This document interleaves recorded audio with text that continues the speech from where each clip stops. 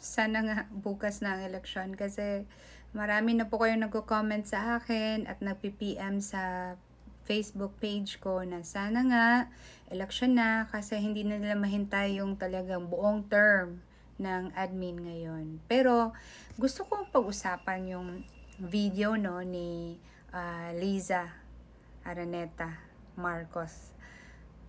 Sa lahat ng First Lady, no, maging sa Pilipinas at sa ibang bansa, first time ako nakakita ng First Lady na walang, alam mo yung, kahit na mag-effort, wala talagang class.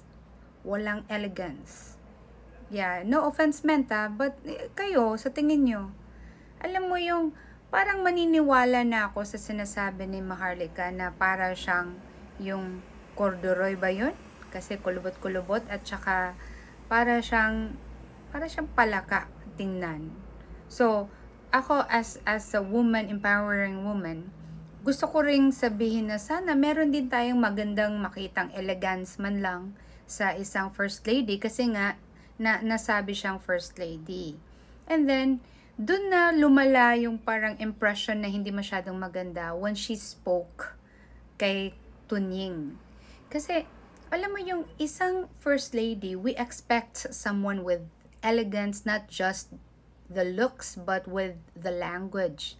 Pero yung sinabi niyang mga words na parang kanto, alam mo yun, parang tambay sa kanto. So, isa-isahin natin. Una, yung sinabi niya, always kind to her.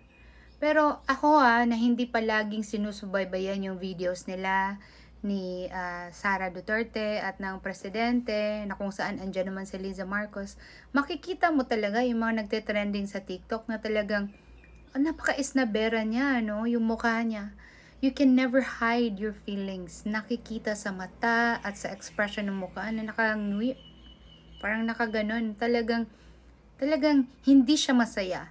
Hindi siya kind. Kasi if you're kind, even if you're angry with that person, you can at least show some respect, especially vice president yan, di ba? Hindi yan common na tao. Kung muchacha yan, o di kaya normal na tao yan, sa feeling mo, mas mataas ka talaga, you can do that, whatever you wanna do, kasi walang posisyon Pero vice president yan, inelect yan ng million na tao, so you deserve to act to your own place. Dapat ipakita mo na meron kang respeto kahit na hindi mo gusto. You give respect to that person kasi dapat mong gawin yan as a first lady, 'di ba? Kasi first lady ka.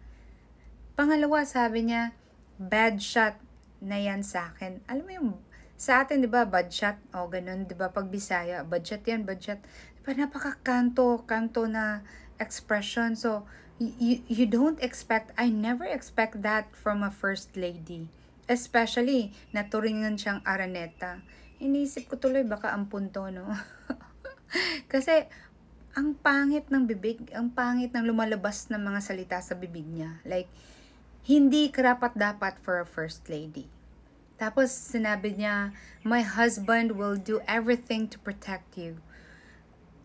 First and foremost, I think Vice President Sara Duterte did her best to protect her husband. It's the other way around. Sa totoo lang. Kasi the facts na wala siyang sinabi against your husband, it's one way to protect your family and your husband 200 times na. Kasi nakikita ng mga Pilipino yung pagiging bangag, pagiging suspect na tungkol sa illegal drugs, yung mga ebidensyang ganun. Kung si Leni Robredo yan, which brought me sa sinabi niya na even Leni Robredo didn't do that. Oh my God! Si Leni Robredo, naalala mo ba kung anong sinabi niya against you? And how was she as a vice president?